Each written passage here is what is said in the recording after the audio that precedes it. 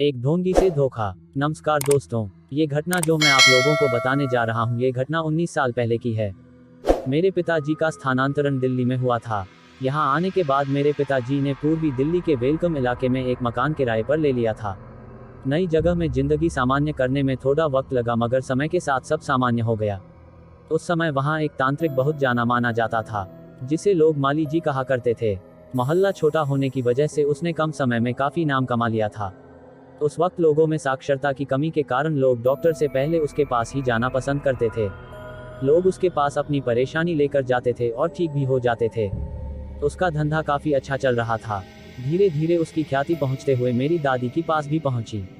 उन्होंने ने भी उसके द्वारा किए गए काम को देखने की इच्छा जताई। उस मोहल्ले में एक दिन पड़ोस में किसी औरत को किसी ऊपरी हवा की आमद हुई। वो अपने आपे में नहीं आ रही थी और उस पर सवार जो भी साया था उसे शांत नहीं होने दे रहा था। वो बस अपने बाल को खोलकर खेले जा रही थी। पड़ोसियों का मेला लगा हुआ था। घर पर सब बस माली जी के आने का इंतजार कर रहे थे। फिर उस औरत के घर का एक आदमी अपने साथ माली जी लेके आ गया। माली जी ने कुछ दिए जलाए, तंत्र मंत्र किया और वो ठीक हो गई। उसके बदले में माली जी ने उनसे कुछ रुपए और एक शराब की बोतल ले ली। खैर, अपने घर के किसी सदस्य की बिगड़ी हालत ठीक हो जाए तो कुछ पैसे और एक बोतल का क्या मोल। मेरी दादी ने भी ये सब देखा। उन्हें भी विश्वास हो गया कि हाँ, ये आदमी ऊपरी हवा का इलाज कर सकता है। फिर ऐसा सिलसिला चला करता था। अक्सर कभी किसी के घर में कोई परेशानी होती तो कभी किसी और के घर में। कोई डॉक्टर से ठीक होता तो कोई बिना माली जी की कृपा से ठीक नहीं होता था। माली जी की अच्छी कट रही थी। एक दिन घूम घुमा कर परेशानी मेरे घर में भी आ गई। मैं बहुत छोटा था। मुझे अचानक से उल्टियां आने लगी और मैंने दूध पीना भी छोड़ दिया। मेरे दादाजी और मेरे पिताजी उस वक्त दफ्तर में थे। मेरी दादी और मेरी मम्मी काफी परेशान थीं। नए शहर में किसी डॉक्टर को वो जानती नहीं थी। फिर एक पड़ोसी औरत से दादी ने किसी डॉक्टर का पता पूछा तो उस औरत ने डॉक्टर से पहले माली जी के पास चलने की सलाह दी। लोगों को अक्सर मोहल्ले में परेशानी हो जाती थी। हो सकता है मैं भी किसी चपेट में आ गया हूँ। ऐसी दलीलें सुनकर मेरी दादी माली जी के पास चलने को तैयार हो गई। माली अपने घर में बैठा कुछ पूजा पाठ कर रहा था। उसने पहले मुझे देखा, कुछ दिए जलाए, लाल फूल मंगवा कर कुछ क्रिया की और अपना मंत्र वगैरह पढ़े। फिर दादी से पूछा, आप बच्चे को कहीं बाहर लेके बैठी थी कल शाम के वक्त? हाँ, दादी ने जवाब दिया। जहाँ आप बैठी थी वहाँ से पूर्व दिशा की और किसी ने क्रिया करके अपनी चीज वापस करी थी और ये बच्चा बीच में पड़ गया, इसलिए इसे ये परेशानी हो रही है। माली ने अपना सामान वहाँ से हटाते हुए कहा। फिर ये कैसे ठीक होगा? कोई इलाज है क्या इसका? दादी ने परेशान होकर माली से पूछा। ये चीज थोड़ी जिद्दी है, ये बिना भोग लिए नहीं जाएगी। आप एक काम करो, एक बोतल शराब और एक बकरे की कलेजी का थान मंगवा लो। कल तक तुम्हारा बच्चा बिल्कुल ठीक हो जाएगा। माली ने दादी को समाधान के तौर पर ये बात बोली। ठीक है, हम तो जानते नहीं हैं, मेरा छोटा बेटा आपको ये चीज दे जाएगा, दादी ने माली से कहा और फिर वहां से वापस अपने घर आ गईं।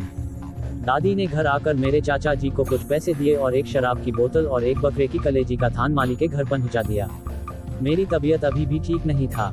मम्मी ने जब इस बारे में दादी से पूछा तो उन्होंने कहा कि किसी तरह आज रात कट जाए, सुबह तक ठीक हो जाएगा, ये बोल है माली जी ने। और मेरे पिताजी से इस बात को करने को दादी ने मना कर दिया। उसकी वजह ये थी कि पिताजी इन सब बातों पर जरा भी विश्वास नहीं करते थे। दादाजी तो थोड़ा बहुत कर भी लेते थे। इसलिए सभी को सख्त हिदायत दी गई कि ये बात पिताजी के सामने न आए। खैर, शाम हुई और पिताजी घर आए। उन्होंने मुझे बीमार देखकर मुझे उठाया और डॉक्टर के पास ले गए। डॉक्टर ने कुछ दवाइयाँ दी और एक इंजेक्शन लगा दिया, जिससे मैं सो गया और फिर सुबह तक सोता ही रहा। सुबह उठा तो मैं ठीक था। अब दादी इसे माली का चमत्कार समझ रही थी और पिताजी डॉक्टर की दवा का असर। मोहल्ले के औरतों में अब मेरी दादी भी उस समूह में शामिल हो गई थी जो माली पर विश्वास करती थी।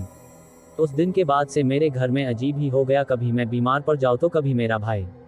दादी दिन के हिसाब से माली के घर भोग भिजवा देती और हम बिना दवा के ही ठीक हो जाते। कुछ दिनों में माली का व्यवहार मेरे दादाजी से भी हो गया और माली का घर आना जाना भी शुरू हो गया। मेरे पिताजी अभी भी इस बात से अनजान थे। माली जब भी आता दादाजी उसे अपना मित्र बताकर पिताजी से भी अभिवादन वगैरह करवा देते, मगर बताया कभी नहीं कि ये आदमी क्या करता है। एक दिन की बात है, मेरी मम्मी को थोड़ा चक्कर सा आ गया खाना बनाते वक्त और वो वही बेहोश हो गईं। जब मम्मी को होश आया तो उन्होंने बताया कि शायद गर्मी ज़्यादा लग रही थी, इसलिए थोड़ा चक्कर आ गया। मम्मी को ये बात सामान्य लगी क्योंकि उन्होंने सुबह से कुछ खाया भी नहीं था और काम काज में लगी हुई थी। मगर दादी ने इसे कुछ ऊपरी बला समझा और माली से इस बारे में बात करने की ठान ली। ये बात उन्होंने दादाजी को बताई। दादाजी ने भी सोचा शायद कोई बात हो, क्योंकि दोनों में से किसी को नहीं पता था कि मम्मी ने सुबह से कुछ नहीं खाया था। उन्हें लगा कि अचानक इस तरह बेहोशी आना कोई मामूली बात नहीं है।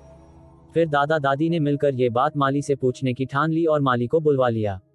माली भी झट चला आया। आखिर एक आवाज में उसे भोग जो भिजवा दिया जाता था। खैर माली आया और दादी ने उसे बात बता दी। माली ने कुछ देर सोचा और हाथ में कुछ लांग लेकर कुछ करने लगा, जैसे लांग को लौन से गिन रहा हो। कुछ देर बाद उसने बताया कि मम्मी के ऊपर किसी देवी की छाया है और वो सवार होकर खेलना चाहती हैं। दादी ने कहा कि वो तो अभी बहुत छोटी है, अभी से कैसे कोई देवी उस पर आ सकती है।